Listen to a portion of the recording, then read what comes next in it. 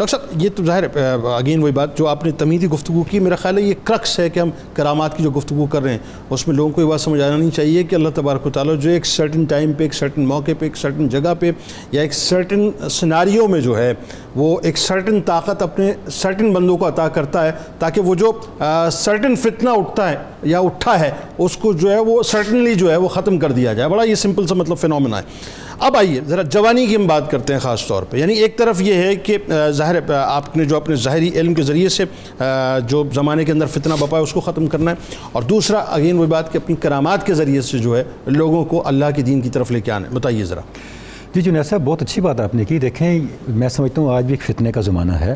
تصوف کو اور تصوف کے تعلیمات کو اور تصوف کے جو مشاہیر ہیں ان کے بارے میں ایسی گرد اٹھا دو کہ لوگ اس روشنی تک پہنچ ہی نہ سکیں. یہ اس دور کا فتنہ ہے.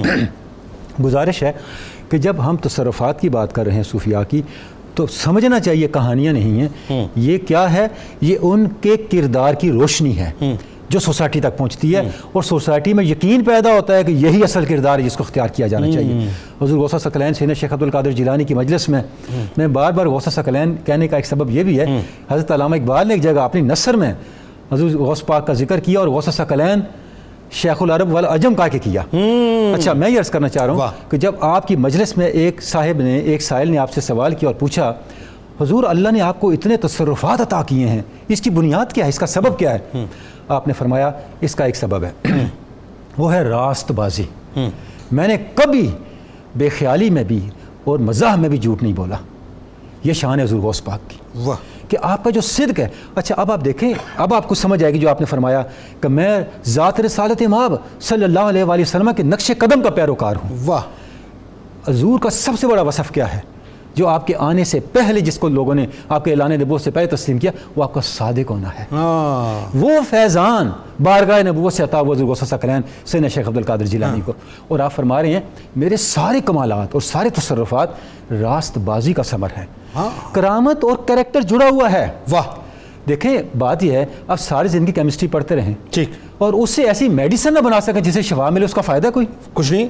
دیوار پہ مار دیں. کیمسٹری پڑھ رہے ہیں یہ علم شریعت ہے، اسے جو میڈیسن بنا کے لوگوں کو شفا دیتے ہیں یہ طریقہ اور یہ کرامت ہے. واہ واہ واہ واہ. آپ نے لوگوں کو صرف کیمسٹری تک ہی رکھنا ہے، تھیوری تک ہی رکھنا ہے، یا اس کا کوئی نتیجہ بھی دینا ہے سوسائٹی کو؟ بالکل ٹھیک ہے، بالکل ٹھیک. اب دیکھیں کیسے اثر ہوا اس بات کا جو آپ وہاں فرما رہے ہیں.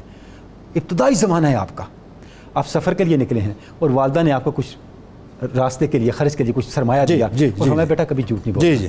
اور راستے میں ڈاکو آ گئے، ابھی ابتدا ہے آپ کی اور جب سب کچھ لوٹنے لگے آپ کے پاس پہنچے، پوچھا بیٹا آپ کے پاس کچھ ہے؟ انہوں نے کہا میرے پاس اتنی اشرفیاں ہیں. ان بچہ ویسے ہی بات کر رہے ہیں حتیٰ کہ آپ نے بتا دیا یہ ہیں. جب سردار کے پاس جا کے آپ نے ڈاکوں کو سردار کے پاس جا کے بتایا تو سردار نے کہا بیٹا آپ نے تو اس طرح چھپائی ہوئی تھی، ہم تو ان کو کبھی نہیں تلاش کر سکتے تھے، تو آپ نے ان کو بچا کیوں نہیں لیا؟ آپ نے فرمایا جب میں نے سفر کا آغاز کیا میری والدہ نے کہا تھا جھوٹ نہیں بولنا، سچ بولنا ہے. تو میں والدہ کی ایک بات کو رد نہیں کر سکتا، جھوٹ نہیں بول سکتا. سردار سراپا گریا ہو گیا کہ بیٹا تو نے اپنی والدہ کی بات رد نہیں کی، میں اپنے رب کی بات رد کر رہا ہوں اتنی نصیحت سے. تائب ہوا، حتیٰ کہ اس کا سارا جو اس کا جو جتھا تھا ڈاکوؤں کا وہ تائب ہوا. مطلب کیا ہوا کہ آپ کی کرامات کے ظہور کا آغاز، آپ کی اصلاح کے سفر کا آغاز، آپ کی دعوت دین کے سفر کا آغاز ابتدائی حیات سے ہو رہا ہے اور صدق سے ہو رہا ہے، سچ سے ہو رہا ہے. واہ واہ واہ. اور اس پہ آگے آپ دیکھیں کہ وہ سارے کمالات جن کی برکت مرد مومن کو مل سکتی ہے جنید صاحب، وہ برکات آپ کو نظر آتی ہیں حضور غوث ثقلین سیدنا شیخ عبد القادر جیلانی کی ذات پاک کے اندر. ابھی میں نے اصحاب کہف کا ذکر کیا. اصحاب کہف کو جو اللہ رب العزت نے جنید صاحب کمالات عطا کیے ان میں ایک کمال یہ بھی ہے اور اس کے اوپر کوئی اختلاف نہیں ہے کہ خود قرآن مجید کی آیت مبارکہ ہے کہ جب سورج بھی وہاں پہ گزرتا تو پہلو بچا کے گزرتا. واہ. مطلب کیا ہے؟ اصحاب کہف پر اللہ رب العزت نے جو کمالات عطا کیے وہ مادی ہی نہیں تھے، وہ اس مادی دنیا سے ماورا بھی تھے، وہ زمانی بھی تھے، وہ روحانی بھی تھے. واہ. حضور غوث ثقلین کی حیات پاک میں ہمیں واقعہ ملتا ہے کہ آپ تشریف فرما تھے، گفتگو فرما رہے تھے کہ انتہائی حسین و جمیل نوجوان آیا، آ کے بیٹھا، کہنے لگا حضور میں آپ سے ملنا ہے. زبدۃ الاسرار میں شیخ محقق عبدالحق محدث دہلوی نے لکھا. آپ نے فرمایا تم کون ہو؟